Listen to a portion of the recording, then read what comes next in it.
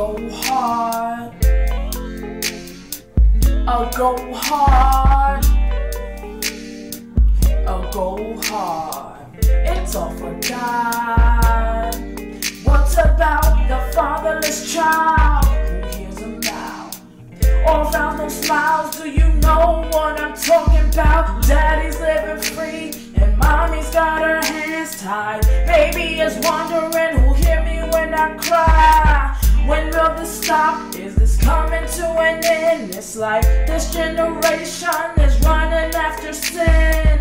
God's way forgotten, remember the begotten son.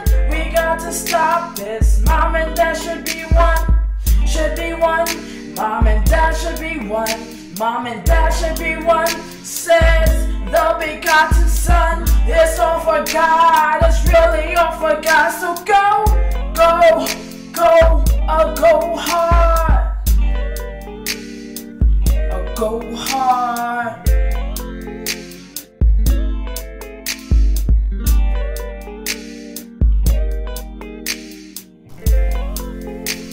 Welcome back.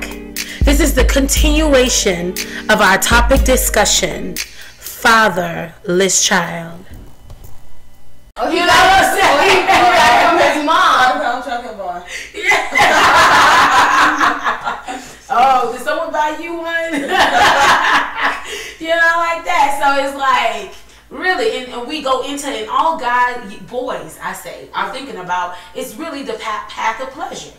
That's all they're thinking about, and that's real. People may say, oh, that's not true. It's very few boys that are thinking about love. Yeah. And this is even, we're talking about, like, I'm talking about, 13, 14, 15, 16. I'm even talking about early 20s. Yes. I'm even talking about late 20s.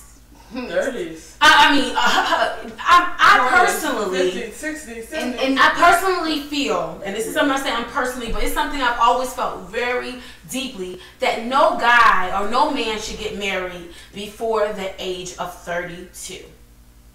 Okay, I can see that. They should not before the age of 32. And I always felt this strong, and then I ended up watching this guy, I forgot his name, but he was he wrote a lot of books about men and women relationships, and he said the same thing. He was like, no man have any business getting married before the age of 32 because they haven't even begun to, it's maturity. Mentally. It's maturity. We all know that men and women mature at different points. Mm-hmm. Like where a woman at the age of 28 normally comes in full maturity as far as mind and all that. Wow, I'm mature. Huh? You're not there quite there, the faith. Victory, you got somewhere to go to, huh? But that's real. They say as far as marriage is concerned, they're not ready for marriage, and that's just real. And so when I think about this first, the first standard of this poem, it really rings true. And we have to really teach our kids and our little girls about this early on, because this is my daughter at 9 years old talking about, he must really, love her because he said he loved you. What guy would say that if they don't mean it? Because that's a strong word. Yeah. So we have to really, teach our kids. Mm-hmm. Yeah, and the way I define love is legs open very easy. What was that? Legs open very easy. Oh wow. L-O-V-E. Legs open that's how you very define easy. love? I mean the way the boys and the way they would think as love. Wow, you know that's powerful, Mommy. That's a good one. Yeah, because that's how you define boys or men or young men.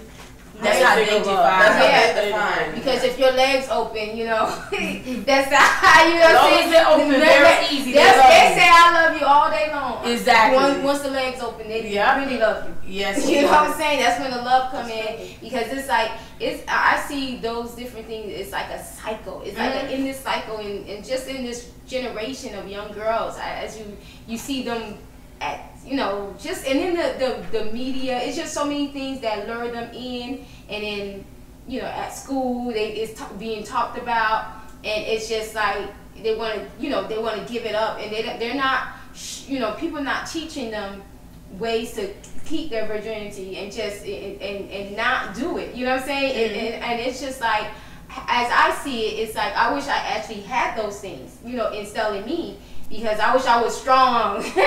Regarding my fragility, no means no, but it's like it's an endless cycle. Like even with my grandma, she was, you know, she had 2 kids out of wedlock, and then my mom, she actually ended up having two kids out of wedlock, but she was actually got married with the 5 kids. Then my sister, then me, and then now my younger sister, and then my brother, and then my other brother. So it's just so much of a cycle going forth. Now, are all of them fatherless children? Are them all of them fatherless children? Basically yes. I mean, basically yes. I know my mom didn't really grow up with her dad, and then like for me, my dad passed. And then my son, you know, I actually have a son and a daughter. And my son ended up having a father who passed away. And so I really know like the meaning of like fatherless, you know, child, me going through, my son going through, and then even my daughter, you know what I'm saying?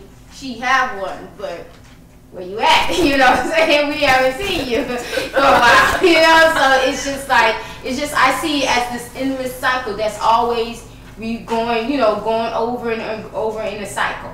Yeah, I definitely can connect to that. Yeah. You know, well, my parents, you know, it's not, a lot of people in my family don't, well, it depends on how you look at it. My grandparents, grandparents before that, all of them were married and stuff. However, my father's side, all, like my cousins and stuff, my first cousins, all of us had kids out of wedlock. Every one of us. The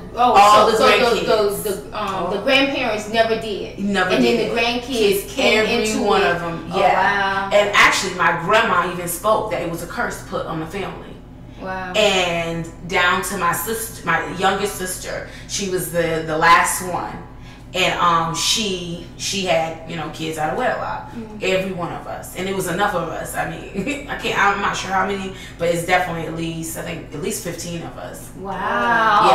Yeah, so it was crazy, and I never forget what my grandma said. And I remember when I was pregnant, and I had a miscarriage with this baby, and my younger sister, this is before she had her kids. And look at here, she outbeat me because she had 5 of them. But at this moment, she was like, "You didn't break the chain." She literally, and I'm saying it in a nice way. She literally basically cursed me out and said, "You didn't break the chain," and I was like, wow. And during this time, I was going through the miscarriage, so it's like that's the last thing I wanted to hear. But you know, she just spoke what she felt. And I guess she was hurt by the whole thing, but you know, she rewrote it. But she took the chain to a whole nother level. But we're not even gonna go into that. But you know, she was right. I didn't break the chain, and you know, and that's what has happened. I would say, a cycle. It's been a cycle, and people aren't breaking the chain. You know what has happened? They're going right on in with the devil. Exactly, and you know when you think about it, like really, what has happened to cause this to come on? Like we can say, like when I was looking up the statistics, and they mentioned here, they say among Black children, 48.5 are growing up with a single custodial parent. So they are at least missing one parent. That's 48.5%. So that's almost 50% of Black kids are growing up in a single parent household. And you think about this, what has caused this?